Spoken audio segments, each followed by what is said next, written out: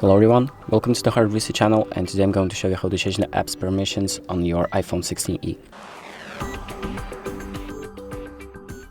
So the first thing we're going to do is open up the settings and then scroll down to apps. So scroll down all the way until you find the apps section. Click on that. Then find the app that you want to change the permissions of. I'm going to use Facebook, for example. And here you have all of the permissions that Facebook has access to. So for example, Siri, search, live activities, background app refresh, or mobile data. So if you want to disable any of these, so for example, I don't want Facebook to use mobile data, what I'm going to do is just click on the toggle, and now Facebook is not allowed to use the mobile data of my phone. And that's about it. Thank you for watching. I hope this video helps, and make sure to like and subscribe.